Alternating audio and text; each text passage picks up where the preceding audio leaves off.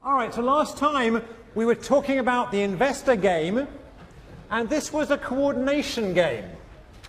And we learned some things. I just want to recall some of the things we learned so I can highlight them a bit. One thing we learned was that communication can help in a coordination game. So I forget who it was, but someone down here who's disappeared was our Jimmy Stewart character and helped coordinate you on a better equilibrium simply by suggesting what you should do. And this, there's two lessons here. One is this is very different from the prisoner's dilemma.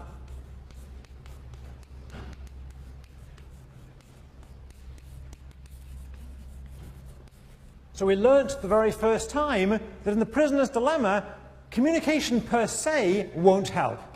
But in a coordination problem, which could be just as serious socially as a prisoner's dilemma, in a coordination problem, it may well help. And the reason it helps is you're trying to coordinate onto a Nash equilibrium. And one way to think about Nash equilibria is that they are self-enforcing agreements. So provided everyone believes that everyone else is going to go along with this agreement, then everyone in fact will. All right? I want to make another slightly more philosophical remark associated with this, and it's to do with the idea of leadership. So leadership is kind of a big word that you see written probably too often these days in too many newspaper articles, and it probably comes up in too many Yale classes. And I don't claim to know anything about leadership, all right? And I don't think game theory is going to contribute anything to understanding about leadership. But one thing we can do is tell you where leadership may help. All right? And in a coordination game, where the idea is to try and get people to coordinate on a particular equilibria rather than on another equilibria, or worse still, to be uncoordinated entirely, in those kind of games, leadership can help tremendously. A little bit of leadership can help tremendously. So these games, these coordination games, are games where there is a scope for leadership. And just to see that in a very simple example, again, we don't need such a complicated example as the one we looked at last time. You could imagine a game, a really trivial coordination game, which looked like this. All right, 1, 1, 0, 0, 0, 0, 1, 1. And clearly, in this game, what matters is coordinating. You either want to coordinate on up left, or you want to coordinate on down right. You don't want to end up, that's a D, you don't want to end up uncoordinated on down left or up right. Everyone see that? So in this game, if you just played it, it's quite likely you're going to end up uncoordinated. But if a little bit of leadership can say, okay, let's make sure this is where we coordinate, or let's make sure this is where we coordinate. All right? So this matters a lot, and I don't want to overplay the social importance of this, but go back a couple of years to what was happening in the aftermath of Katrina and realize how important, how bad things get when things fail to be coordinated. All right. One other remark before we leave this. In the game we played last time, in the investment game, one feature of that game was that the more you thought other people were going to invest, the more you wanted to invest. Is that right? The more you thought other people were going to invest, the more likely you were going to invest. And if you go back to the time before that, we talked about this partnership game. In the partnership game, you were contributing effort to a joint project. It could have been a law firm. It could have been working in a study group on a homework assignment. And that game, if you remember what the best responses looked like, they looked like this, where this was the effort of player 1, and this was the effort of player 2. This was the best response of player 1, and this was the best response of player 2. This game also has the feature that the more effort the other person does, the more you want to do. Right? The more effort your partner provides into this project, the more effort you want to provide in this project. And I just want to introduce a bit of jargon here. These games in which the more the other person does, the more I want to do, these are called games of strategic complements. Right? These are games of strategic complements. Strategic complements. All right, so both the investment game and the game with the partnership, the partnership firm game are games of strategic complements. We can call the strategies strategic complements. And we'll come back to this later on today. All right, so before we leave coordination games, I want to look at another one, a little bit more complicated one perhaps, that we mentioned briefly last time. So we'll look at and play another game, and we'll call this game Going to the Movies.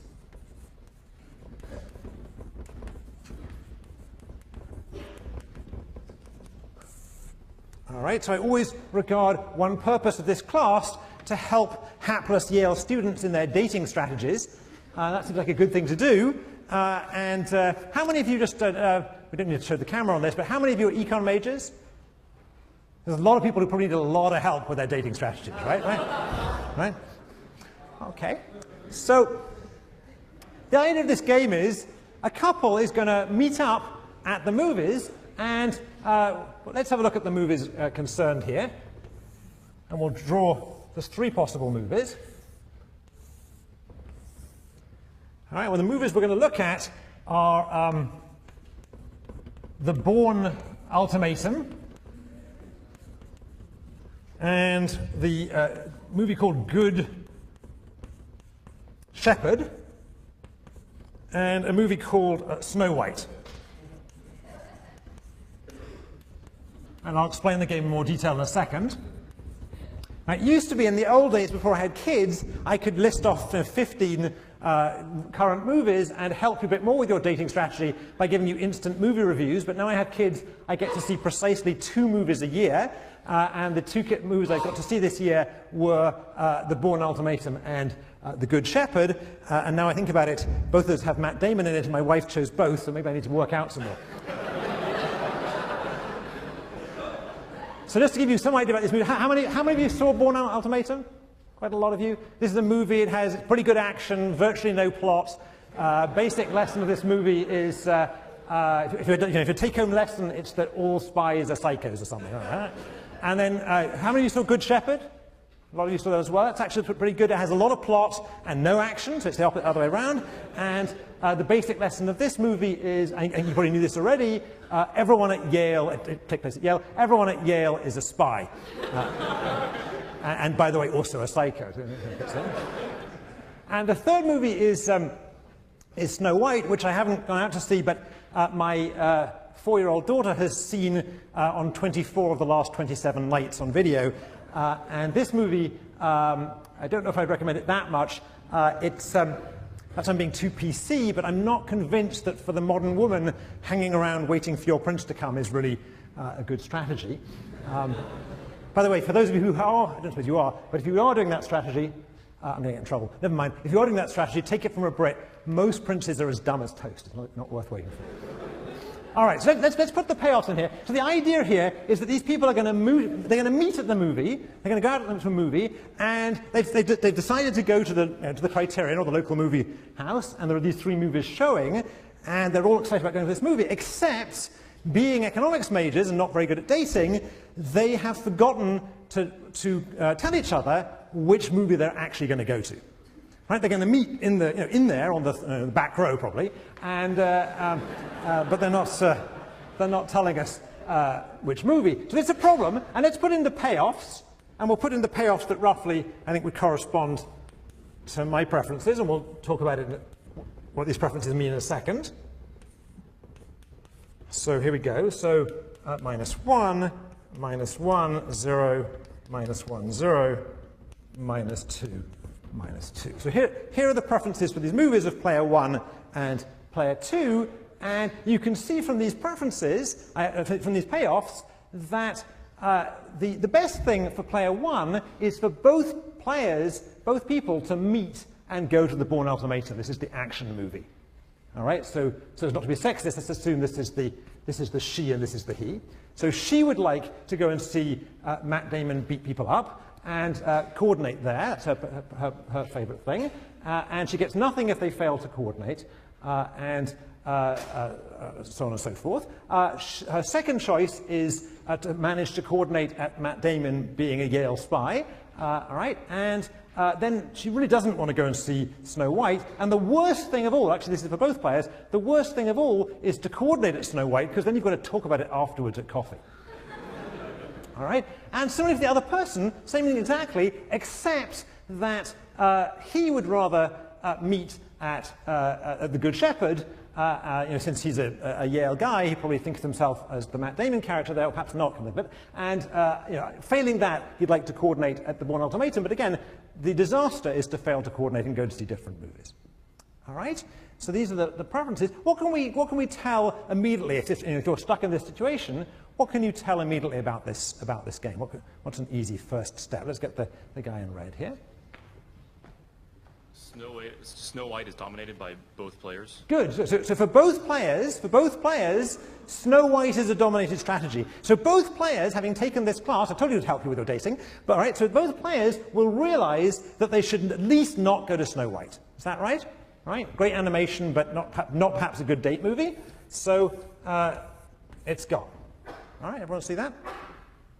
So that leaves us just with these two options. The two Matt Damon movies, Bourne Ultimatum and Good Shepherd, and here are the remaining payoffs. And let's see how we play this out. So let's pick on some people. Ali, you want to pick on somebody? I'll get Kai to pick on somebody as well. All right. All right. So okay. So we picked on somebody there. When you the person who Ali picked on, you want to stand up? Okay, and your name is? Nina. Say again, loudly. Nina. Aina. Nina. Just shout it out so everyone hears. Aina. And Kai, did you pick on a guy? Nina. Nina, yeah. Nina? Okay, Nina, I'm sorry, Nina. And Kai, get your guy to stand up there. And your name is? David. David. So do you know each other? No. No? Okay, so you're about to go on a date, so this is a bit... All right? All right, so Nina's preferences are player one's preferences here. So her best thing now is to successfully meet David at the Bourne Ultimatum, and David's preferences are player two's preferences, so his favorite thing is to successfully meet at the Good Shepherd. And why don't you write down a second on the corner of your notepad what it is you're going to choose to do, with my TAs watching you, so you really can't cheat. All right, both written down. All right? We have a good look at them, so we just embarrass them a bit. We looked at them already, I guess. Okay. Okay. So, Nina, shout out to the crowd what it is where it is you've chosen to go. Bourne Ultimatum. Bourne Ultimatum. And David, where do you choose to go? I also put down Bourne Ultimatum. Oh, so they're going to coordinate. It's been very good. So all right. So I don't know what this tells us about David and Nina, but don't let them off the hook quite yet. So now, that was good. We managed to coordinate, although I think we can all see that we might not have done, right? We all see we might not have done. All right? Let's try some communication in this game. We said that coordination games are helped by communication, all right? So let's imagine we're playing the game again. Once again, you're going to the movies. Once again, the first one didn't happen, so for some reason it was cancelled that night. Someone had a bad cold or something, and you are about to go off on Friday night to see these movies. And let's allow some communication ahead of time. So David, you're about to go, you realize you've got this coordination problem, so you phone Nina up and you can say whatever you like. So what would you say to Nina?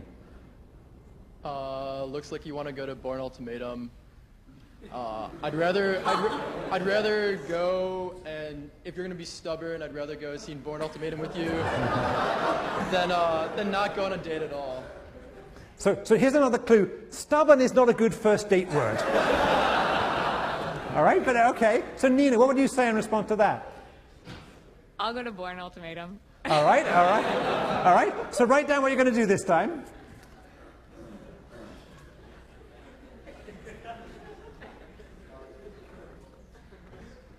All right, and Nina, what did you do?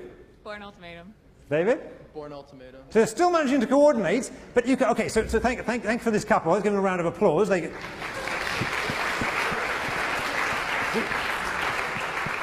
We may come back and pick on you later on in the course, but we'll leave it for now. All right, so in this case, the communication worked, all right, but am I right in thinking that the communication isn't such an instant solution as it was in the game we saw last time? This game's a little bit harder to get communication to work. Now, why? I mean, is that right, first of all? So what's the problem here? Why is this a slightly more difficult game? Let's keep the mics handy a second. Why is this a more difficult game to attain coordination in? Yeah, that's the. Can you? Neither of the best responses is a Nash equilibrium. Well, no, hang on a second. So let's slow down a second. That's a good one. Let's start with that. What are the Nash equilibria in this game? What are the Nash equilibria in this game? Somebody, let's pick on somebody. Just pick on anybody, okay? Yeah, what are the Nash equilibria in this game? Both players doing Born Ultimatum and both players doing Good Shepherd. All right, so in fact, if we check the Nash equilibria in this game, the Nash equilibria, and you can check that they are in fact best responses, are both people doing the Born Ultimatum or both people doing the Good Shepherd. And the reason for that is if the other person is going to go to Born Ultimatum, I want to do that. And if the other person is going to go to Good Shepherd, I want to do that. So these are both Nash equilibria. That isn't so much the problem. That was true last time as well. There were two well-coordinated Nash equilibria, although one of them was better than the other. What's the tricky thing here? What's the extra trick here? Somebody, yeah, is there a camera? Do we have a mic on this side? Sorry. There was a hand up there. Yep, go. There you go. Stand up. Great. Each player prefers a different Nash equilibrium. All right, so unlike the other game, the two examples of coordination games we saw so far were really pure coordination problems. Is that right? They were pure coordination problems. There was no conflict at all. In the case of the investor game last week, every player preferred one equilibria to the other.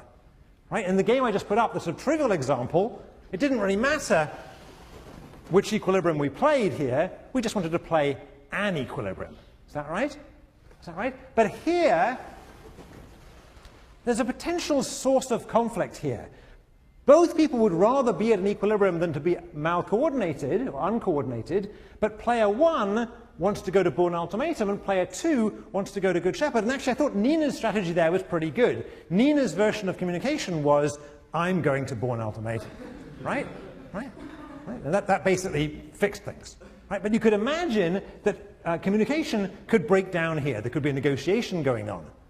All right? So think about, I mean, I don't want to push this too hard, but think about other games where people are communicating to avoid a failure of coordination. There's a strike negotiation going on as we speak. In fact, there's a critical moment this morning up in Detroit between General Motors and the United Auto Workers. And I don't want to say that strikes are only about miscoordination, but clearly everyone's better off if they come to some agreement rather than strike. There's at least some agreement that's going to be better for everybody than a strike. And yet, because there are conflicting interests there, basically in that case, conflicting interests about health and pension payments, it could well be that you end up failing to coordinate. All right, so this game has a name, and actually somebody mentioned it last time. Anyone, who's the person who mentioned this last time? Somebody mentioned this. What's this game called? Yeah, shout it out. Battle of the Sexes. That's good. So this game's called the Battle of the Sexes.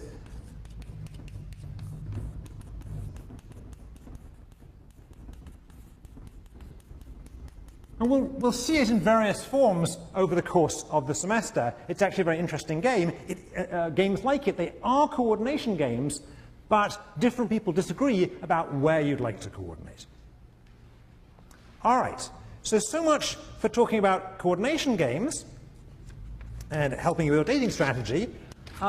This being a game theory class, there's at least one game we have to discuss, and we'll come to it now.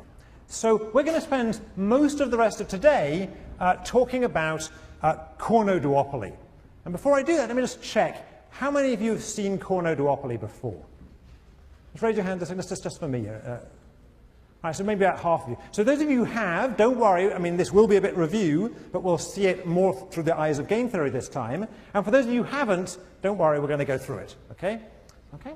So this is a classic game, perhaps it's one of the most famous games, and therefore worth studying in the class.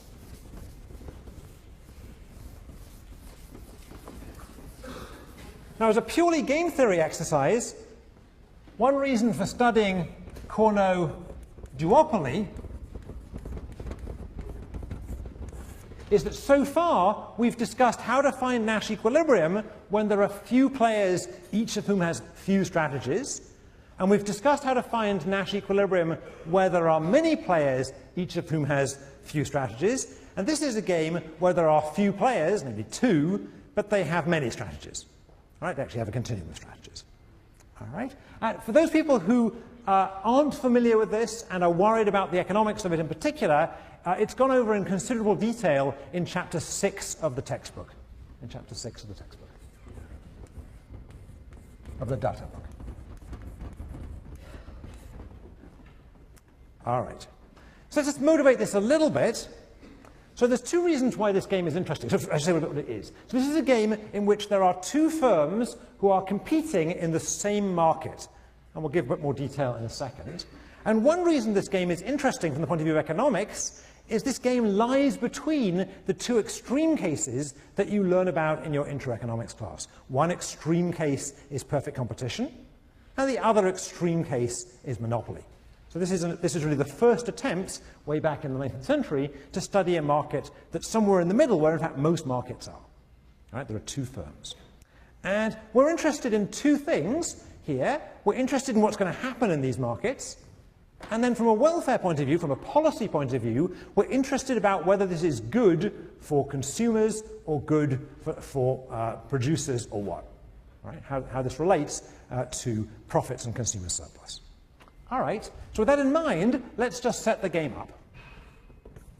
So the players in this game are two firms. Two firms. And the strategies in this game for the firms, and this is going to turn out to be important, the strategies are the quantities that they produce of an identical product. All right? So they are the quantities they produce, or each of them produces, of an identical product. So as far as the consumers are concerned, these two products are perfect substitutes. You could think of these as two companies producing bottled water. And now I'm going to get hundreds of letters saying not all bottled waters are the same, especially from Italians and the French, but never mind. Let's pretend that they are. All right? So just to emphasize that the strategies are quantities, rather than using S, let me use Q today to be the strategies. So QI and Q minus I, or Q1 and Q2 will be the strategies. All right? Now I need to give a little bit more structure on the payoff before I get to the payoffs. So in particular, I need to tell you what is the cost of production. And the cost of production in this game is simply going to be C times Q.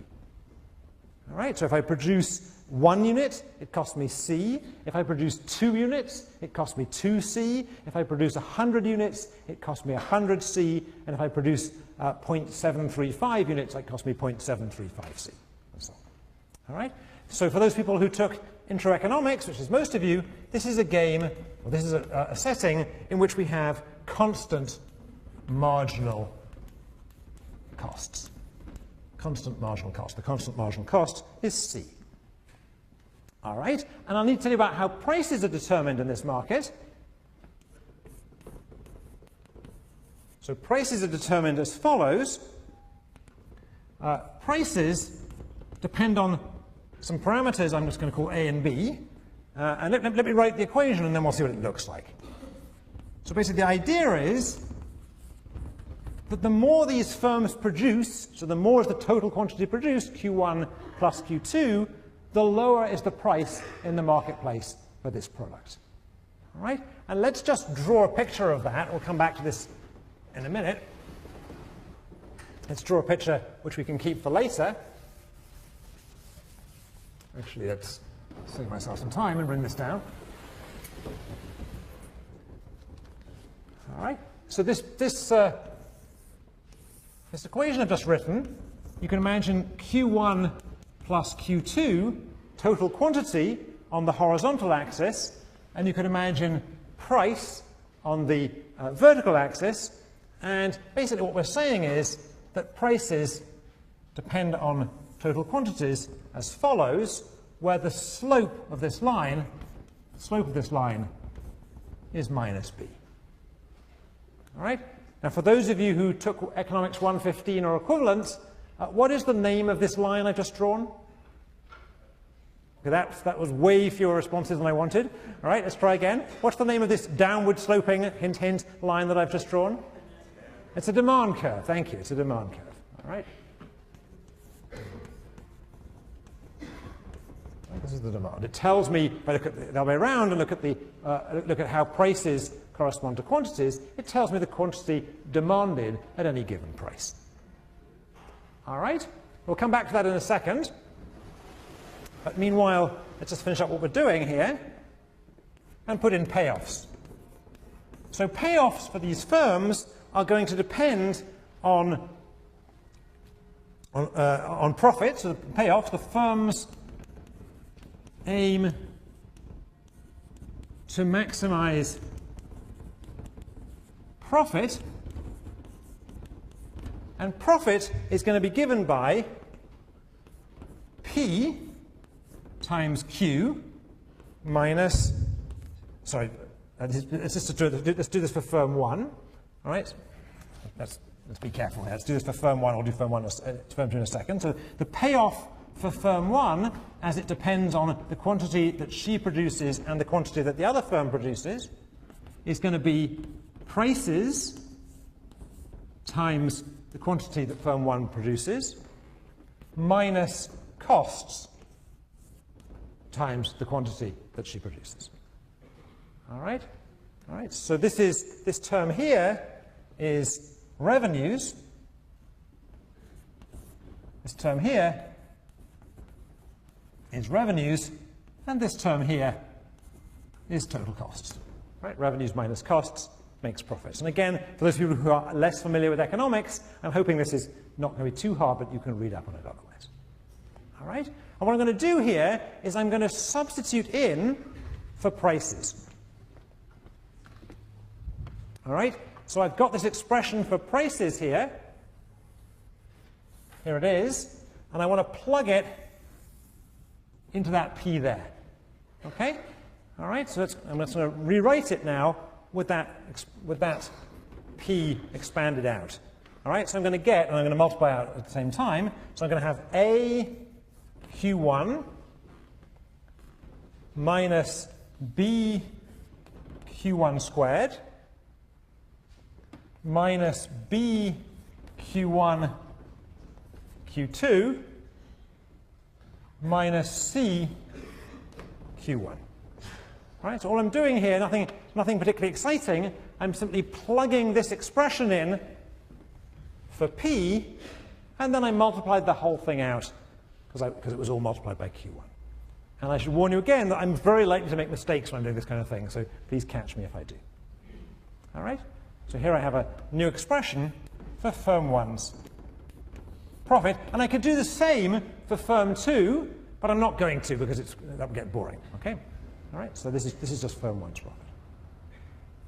Okay, now with this in hand, what I want to do is, and firm 2 have a similar expression, what I want to do is I want to figure out the Nash equilibrium of this game.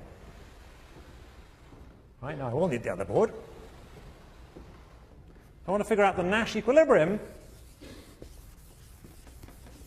of this game. Both firms are producing quantities.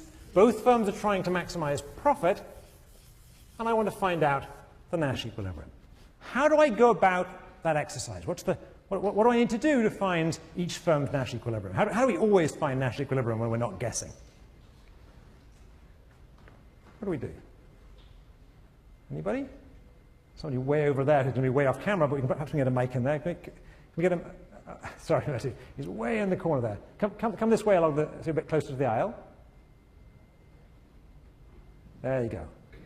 Well, we would just delete the, we would iteratively delete dominated strategies. Okay, we could do that. We could do that. We could try iteratively deleting dominated strategies and see if that process converged. I had something else in mind here, something that's more straightforward. What else? So the guy in red? Identify the best responses of each player as a function of the others and find out where they intersect. Okay, so that was correct. Let's say it more loudly. Shout. Identify the best responses of each player as a function of the others and find out where they intersect. Okay, good. So what we're going to do is we're going to figure out player 1's best response quantity to each possible choice of player 2. And then we're going to flip it around and figure out player 2's best response quantity to each possible choice of player 1. And then we're going to see where those coincide, where they cross. All right, so just like we've done several times before. All right, so what I need to do then is I need to figure out what is player 1's best response for each possible choice, Q2, of player 2. All right, so how do I do that? How do I do that? I want to find the best response. How do I do that? Everyone's looking like this is, but I bet you all know, really. Anybody? Do you want me to cold call somebody? No. Somebody, yeah. Sorry, mate, it's athletic day for you. Somebody way at the back there. Sorry. Stand up and shout. Find the best response function by differentiating this and maximizing the function for every Q2. Okay, good. So what we're going to do is, all right, good. We're trying to maximize, but the best response is going to maximize these profits. All right. So in particular, what we're going to do to find out what quantity Q1 maximizes this profits for each choice of Q2, we're going to differentiate this with respect to Q1, and then what? And then set it equal to 0. Okay. So again, let me just take a look out there. How many of you remember this? We did this once before already, this class. How many of you remember this from your high school calculus days or from 112? Yeah, quite a number of you actually remember it. Okay, good. So what we're going to do is we're going to differentiate this thing to find a first order condition. We're going to differentiate with respect to Q1. Right, the thing we're trying, our control variable, the thing we're trying to maximize the thing with respect to, and set it equal to 0. All right, so what I'm going to get, so this term here, AQ1, is going to become an A, and this term here, minus BQ squared, is going to become a 2BQ1, and this term here, minus BQ1, Q2, is going to become a minus BQ2, and the last term, minus CQ1, is going to become a minus C. All right, everyone happy with that? So what I did was I differentiated this fairly simple function with respect to Q1, and since I want to find a maximum, what I'm going to do is I'm going to set this thing equal to 0. All right, so at my maximum, I'll put a hat over it to indicate this is the argmax. At my maximum, I'm going to set this thing equal to 0. Now, just since we're being nerdy in this class, despite our attempts to go dating, we're being nerdy, let's actually be a little bit careful. This was a first order condition, or a first order necessary condition. I actually need to check the second order condition. So how do I check the second order condition? I differentiate again, right? I differentiate a second time and check the sign. So the second order condition, I differentiate this expression again with respect to Q1. The only place Q1 appears here is here. So when I differentiate again, I'm just going to get minus 2b. And sure enough, that's negative, which is what I wanted to know, just to check that when I'm finding this thing, I'm finding a maximum and not a minimum. All right, good. Good. OK, so this is our key expression. And I'm going to use this expression. I'm going to solve it for Q1. So the best response for player 1 as a function of what player 2 chooses, Q2, is just equal to the Q1 hat in this expression. And if I solve that out carefully, I will no doubt make a mistake, but let's try it. I'm going to have A minus C over 2B minus Q2 over 2. All right, so try that at home. But I think I did that right. So I took this to the other side, and I divided through by 2b, and the b here cancelled. All right, everyone just stare at that a second, make sure I get it right. I'm very, very capable of getting these things wrong. All right, good. So what I have here is an equation that tells me player 1's best response for each possible choice of player 2. All right? And I could do the same thing for player 2 to find player 2's best response for every possible choice of player 1. On the other hand, we know the math is going to be the same. So let's cheat. I know that player 2's best response for every possible choice of player 1, which if we'd done it would be Q2 hat, is going to equal A minus C over 2B minus Q1 over 2. Right? So I'm just flipping around the 2's and the 1's.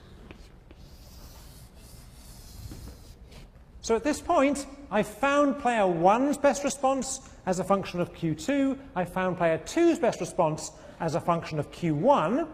And the way I did it, just to remember, the way I did it was I applied a little bit of 112 and or high school calculus. Right? Essentially single variable calculus. All right. Now, before we could just solve at this point, but it's not. Let's draw these. Let's draw these. Okay? So what I'm going to do is I'm going to go back to my picture and draw these functions. I'll just remind ourselves what these functions are. It's A minus C over 2B minus Q2 over 2, and equivalently for player 2. All right? That's the thing. It is hidden by the board now. What I want to do is I want to draw a picture a little bit like we did for the partnership game. So in the partnership game, we put efforts on these axes, and now I'm going to put quantities on these axes. So this is going to be the choice of player 1, and this is going to be the choice of player 2. And what I want to do is I want to figure out what this looks like. For each Q2 that you give me, or that player 2 chooses, I want to find out and draw what is player 1's best response. All right, everyone happy with what I'm doing here? All right, so let's start somewhere. And what we're going to do is we'll refer back to this other picture, which is why I left it here. All right, so in particular, what would be player 1's best response if player 2 didn't produce at all? How would we find that? Without worrying about the economics of it a second, how would we find that just as a math exercise?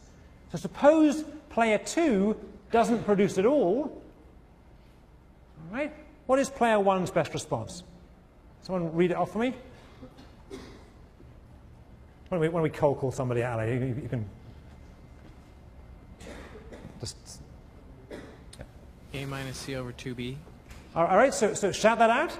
A minus C over 2B. Good. So if I plug Q2 equals 0 into here, this term disappears, right? And I just get A minus C over 2B.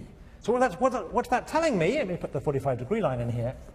What's that telling me? It's if player 2 chooses not to produce, then player 1's best response is A minus C over 2B. Now I claim that that quantity, A minus C over 2B, actually has another name. What's the name of that quantity? What's the name of the quantity A minus C over 2B? Once we escape the algebra and just think about it in terms of economics.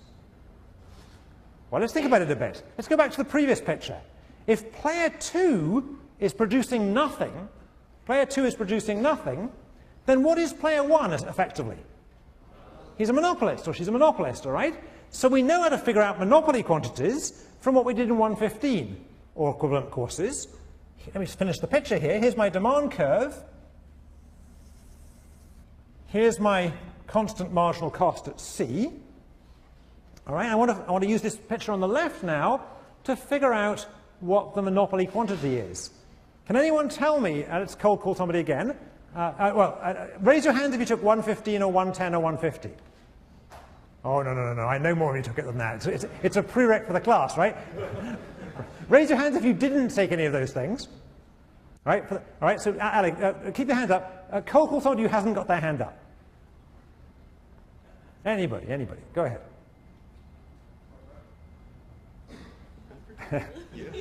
We're passing the back here. Do you want to tell me where's the monopoly quantity on this picture? Try the woman there. Try the woman one in. Yeah, that's where you are. The woman here. Yeah. Oh no, I really don't remember. Don't remember? Don't remember? Sorry.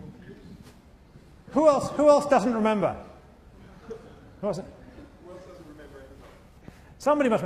Don't remember is a good reply if you're auditioning for it to be the Attorney General, but it's not such a good reply. Anybody? Somebody help me out here. Where's the monopoly quantity on this picture? a good review exercise, this. Yeah? It's where the marginal revenue is equal to the marginal cost. Ah, it's where marginal revenue equals marginal cost. I should have picked on one of the SOM people, by the way. It's where marginal revenue equals marginal cost, right? The reason I should pick on the SOM people is their ambition in life is to run a monopoly, right? So, all right? Trouble is, I haven't drawn the marginal revenue curve yet, right? You can't actually see the marginal revenue here. What does the marginal revenue look like in this picture? Why don't we go to the same guy, the guy in brown? Where's the marginal revenue what's the marginal revenue look like in this picture on the left? It's 1/2 the slope of the price. Yeah, or I guess it's twice the slope, but that's fair enough. I know what you mean. All right, so the marginal revenue here, let's put it in a different color. The marginal revenue looks something like this. Right, and as, I don't know what your name is, as the guy said, the monopoly quantity is when marginal revenue equals marginal cost. All right, and as we know, this line here has twice the slope of the original line of the demand curve, so the slope of this thing is minus 2b. All right, now I'm going to claim that this monopoly quantity I claimed before is going to our intuition says if the other firm isn't producing, my best response must be to produce my monopoly quantity, which I can see on this picture. And I also claim that the math is telling me, just a kind of nerdy math is telling me, that that quantity is a minus c over 2b. And I claim that they're the same thing. How can I see they're the same thing? Well, look, here I have a line of slope minus 2. How far down does it have to go? It has to go a minus c down, this pink line. It has to drop off from a all the way to c. How far along do I have to go to drop off a minus c when I have slope minus 2b? Answer, a minus c over 2b. Right? That's not even calculus, something you really all did in high school. All right? Okay, so this monopoly quantity is indeed a minus c over 2b. All right? And I'm going to ask again, is some of this coming out of the fog? I mean, you may not have seen it with the algebra before, but some of this sort of pictures have you seen before? It's a good review exercise for some of you who have taken 150 and are about to take 150 or are there now. All right, so we found precisely 1 point on this best response picture, and there's a lot of points to find, and it's 20 past 12, so we're going to get going. All right, so let's try and find another point. All right, let's ask a different question. How much quantity would firm 2 have to produce in order to induce firm 1 not to produce at all? Say it again. How much quantity would firm 2 have to produce in order to induce firm 1's best response to be 0?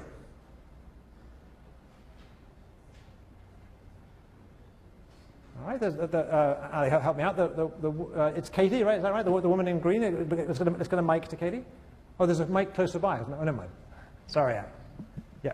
A minus c over 2b. All right. So that's just solving out the algebras. We're saying what q solves a minus c over 2b minus q2 over 2 equals 0. Right? What q2 makes this equal to 0, and Katie's answer is, solving out the algebra here, is that q2 that solves this must be a minus c over b. All right, that's right. Where can I see that one on the picture, though? Let's go back to the economics. All right, so I'm claiming that there's some quantity up here. I claim this quantity is a minus c over b, such that if firm 2 produces that much quantity, firm 1 will just produce nothing. All right? But that's just kind of algebra and math.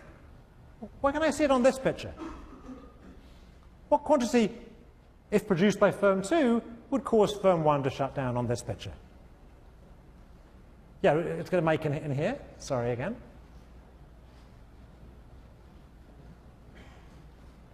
That's where the marginal cost and the demand lines intersect. All right, so it's here, right? It's here. It's where the marginal cost and the demand curve intersect. And what's the intuition? Well, let's work it out. Suppose firm 2 has produced all of this quantity up to here. All right, so firm 2 is already producing all of this quantity. So already, just from firm 2's production, the price has been driven all the way down to costs. All right? So if I'm firm 1, if I produce any more quantity, what's going to happen to the price? If I produce any quantity at all in addition to what's out there already, what's going to happen to the price? It's going to be pushed below costs. Right? So I'll be producing this stuff, this water, at cost C, and only getting P, which is now going to be less than C, in return. So I'll be losing money on any product that I produce. Everyone see that? I'll say it again. So if firm 2 produces all the way up to here, then any product produced by firm 1 is going to put prices even lower. In particular, they'll be lower here than costs, and so you'll make losses on that product. All right? What's the name, going back to Economics 115, what's the name for this quantity? The quantity where demand and marginal costs equal?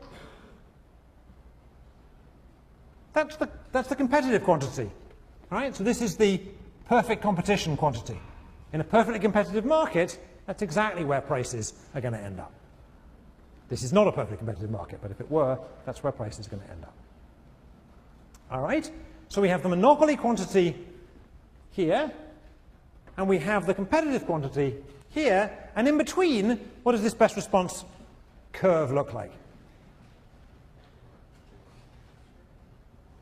Somebody? It's a straight line. It's a straight line. Thank you. All right, so in between, this is just a straight line.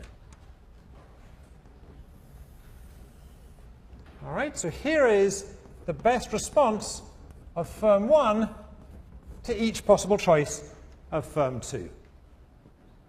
All right, everyone's looking really like this was hard, but it can't be that hard. You've seen it, most of you have seen this before. All right, so if you haven't seen it before, don't panic. All I did was I did a little bit of calculus, a little bit of algebra, and then I drew the thing. I just drew the thing. All right.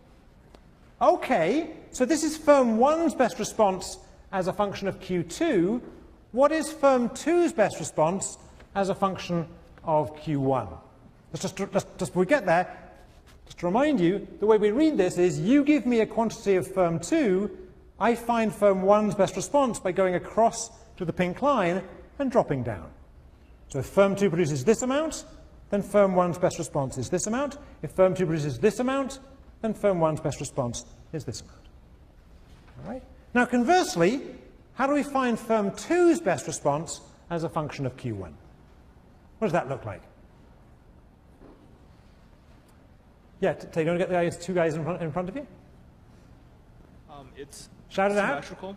It's symmetrical across the 45-degree All right, it's reflected across the 45-degree line.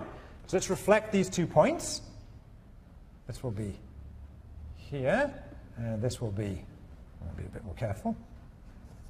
We missed by a mile. Let me just try again.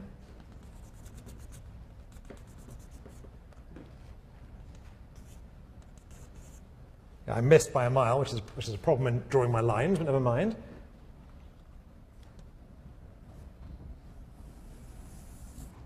All right, so this will be the monopoly quantity for firm 2, and this is the competitive quantity for firm 1.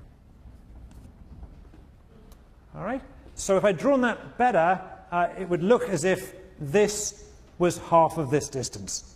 Right? I didn't draw it well. Try and draw it better in your notes. All right? All right, so this is A minus C over B, and this is A minus C over 2B. So this distance and this distance are meant to be the same, and the way I've drawn it, these don't look the same at all. All right. And the way we read this green graph is you give me a choice of firm 1, Q1, I go up to the green line and go across, and this tells me the best response for firm 2. All right. So at this point, how many of you have seen this picture before? Good many of you have seen it before. All right. So I think we can really cold call somebody for this one. All right. So somebody tell me, and pick some time to cold, when you cold call somebody, anybody, can you close by? There we go. Okay, okay. So here's the tough question. what's the Nash equilibrium on this picture? Where the green and the pink line intersect. All right, where the green and the pink line intersect, all right? All right, so this must be the Nash equilibrium. Right, that wasn't hard, right? Okay, okay. All right. Now, okay, so why, well, let's go back again. Why is this the Nash equilibrium? Because at this point, as in the partnership game, we saw a similar thing.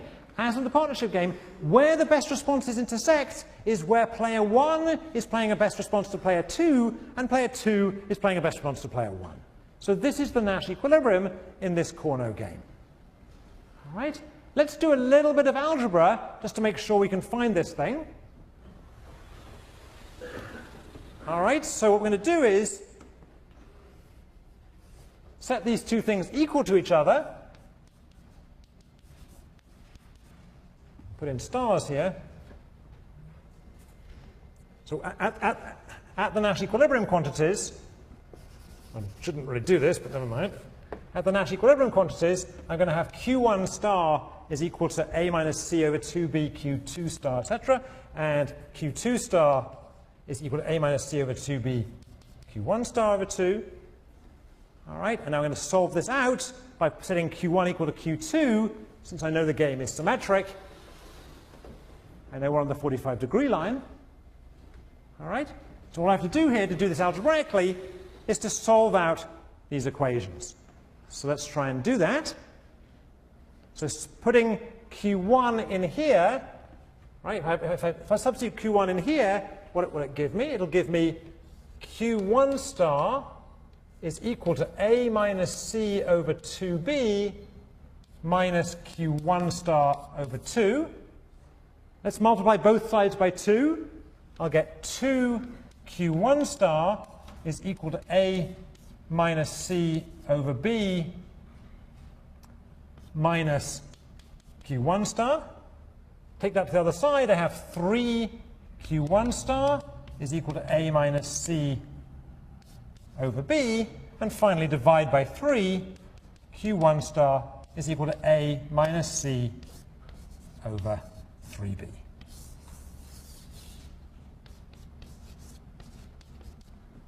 All right? So that crossing point actually occurs at A minus C over 3B. And again, I'm going to look desperately at my TAs, check I didn't screw that up. I think I didn't screw that up. All right, so this is sometimes called the Corno quantity. Now this game of imperfect competition between two firms competing in quantities was thought up and studied by a French economist called Corno almost 100 years before Nash. Right, so 100 years really before the invention of game theory. Right, someone had figured out this answer for this game. All right. Okay, so what do we know so far? I'll leave the algebra there. Transfer it up here.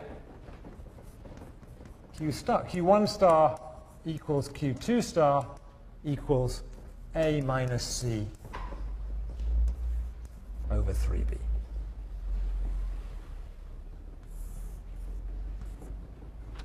All right.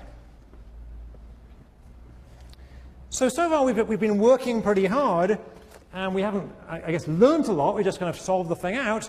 Now we get to draw some lessons out of this thing.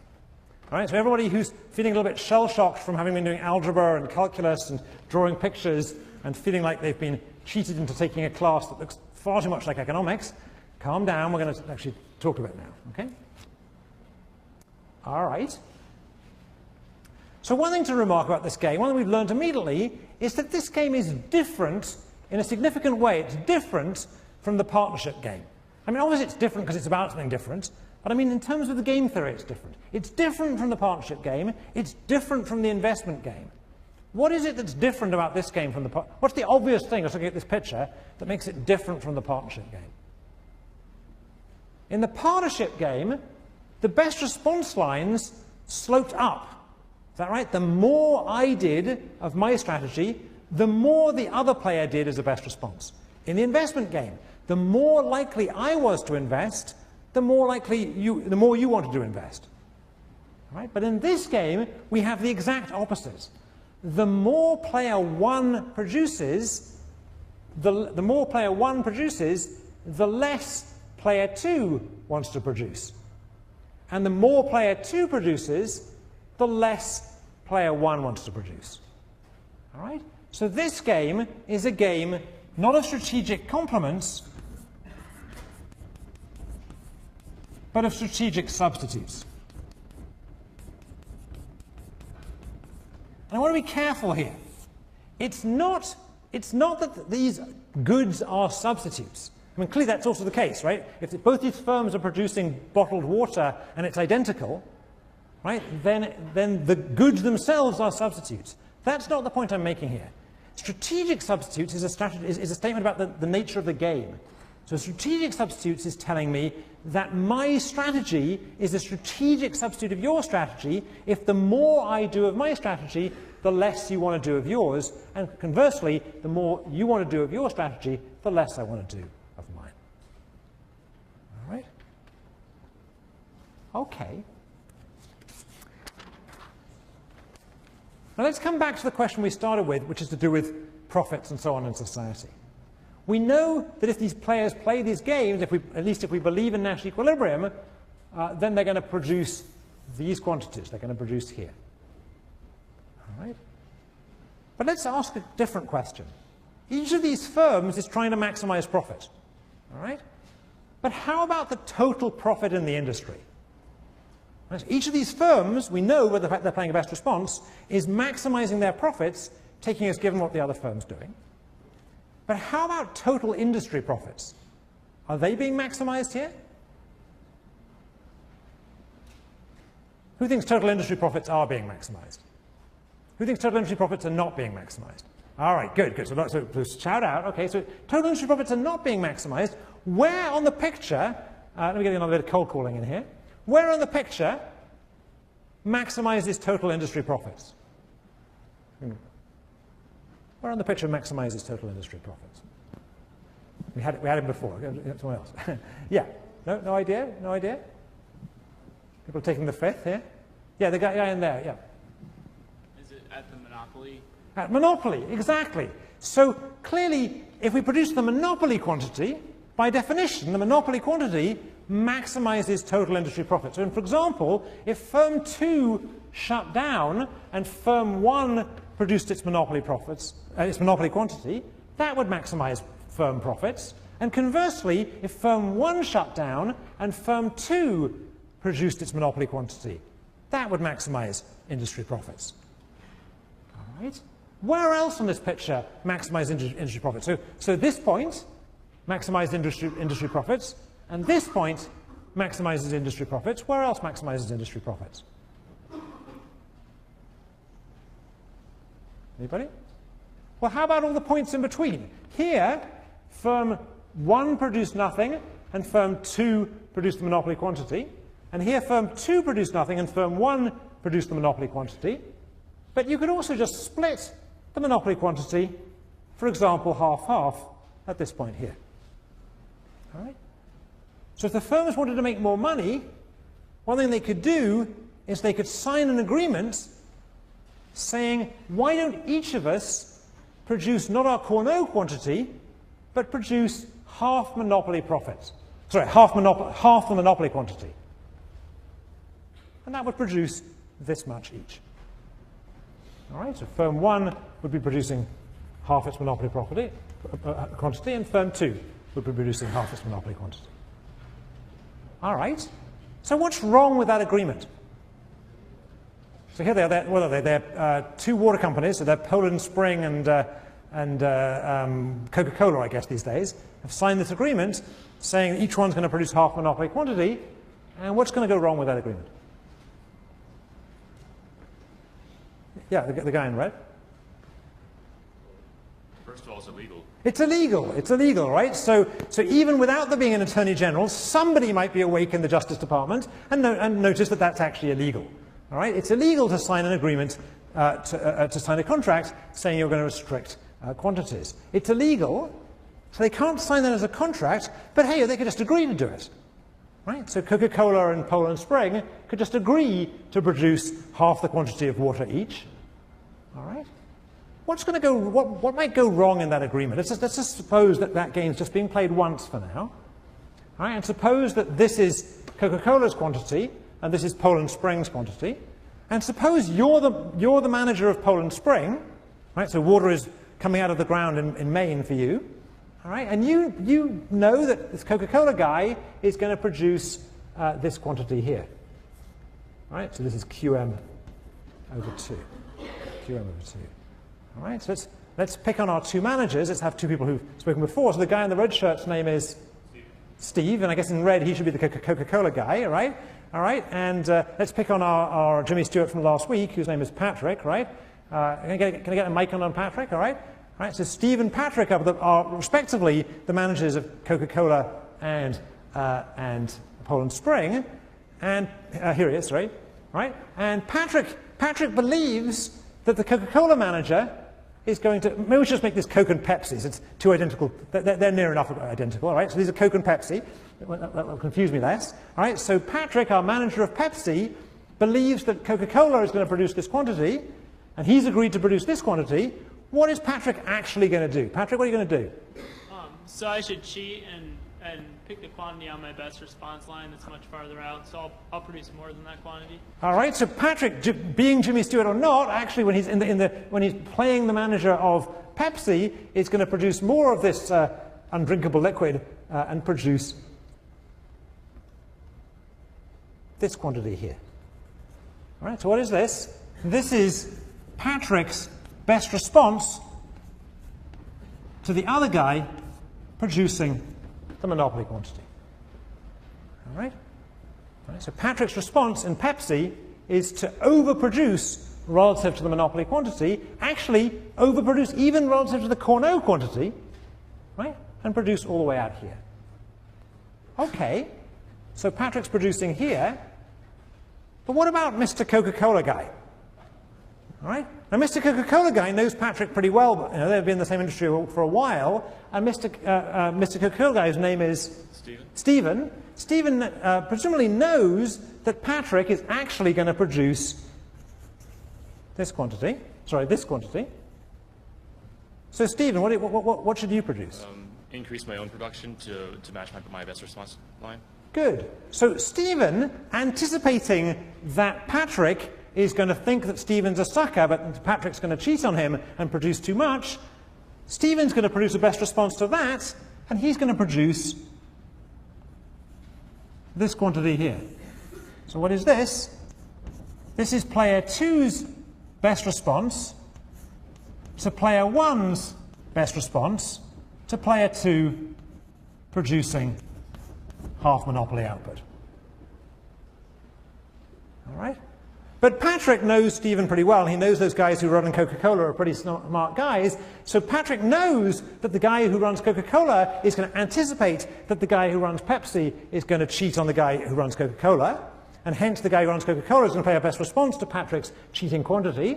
So what quantity is Patrick going to produce? So I would reduce my production then, and I'll end up pretty close to the Cornell equilibrium. All right, so you're going to go to here. So this point here is, I don't even write this, this is the best response of player 1 to the best response of player 2 to the best response of player 1 to player 2 producing half monopoly output, and there's lots of brackets here. All right? And can anyone see where this process is going? Anyone see where this process is going? Right? It's going back to the Nash equilibrium. Right? Each of them is trying to play a best response to what they anticipate the other person's going to do. And in this game, if they keep on doing that, it's going to drag them back to Nash equilibrium. I want to be careful here. This won't be true of all games. But in this game, playing best response to each other, figuring out that in fact the other guy is going to cheat on me, or the other guy is going to anticipate that I'm going to cheat on him, or the other guy is going to anticipate that I'm going to anticipate that he's going to cheat on me, etc., will eventually drag us back to the Corno quantity. All right? So it's going to be pretty difficult for us to sustain this joint monopoly output, this collusive agreement. We can't let the courts enforce it. We're Coca-Cola and Pepsi, so we really don't want to bring the mafia in. Although maybe we do, I don't know. All right, so basically, we're stuck with this verbal agreement, and we both have an incentive to cheat and produce more, whatever it is, sugar water. All right? Okay. Now, in practice, this is not the only problem facing two firms who are trying to produce the monopoly output. Right? In practice, when firms try and have these agreements, which are not contracts, to try and produce joint monopoly output, what else goes wrong? What else goes wrong? So you could imagine some firms trying to have an agreement. We know they can't sign a legal agreement, but let's take that off the table. So, for example, in around 1900 in America, or a little bit earlier, let's say 1880 in America, it really isn't clear that it was illegal to write agreements to say, well, restrict quantities. Right? So firms did used to write that kind of agreement, but still something went wrong. What went wrong? So we're getting a little bit further away from the game and more back into the real world now. What kind of things went wrong? I want to get somebody who's nearer a mic. Can I get the woman here with the Yale shirt? Without a contract, there's no means of enforcement. All right, so it might be that, again, there's a problem with enforcement, although actually in 1880 in America, it's not clear that they couldn't have enforced that contract. All right, so one problem is unenforceability, right? But that might, far enough ago, that might have been a problem. What else? The guy next to, yeah? If they're not at the competitive outcut, they could undercut price and take the entire market. Let's be careful. We'll come back to that next time. But right now we're competing in quantities, right? So we're not fixing prices here. We're not even naming prices. We're just producing Coca-Cola and Pepsi and, for want of a better word, spewing it out into the market. All right? What else goes wrong here?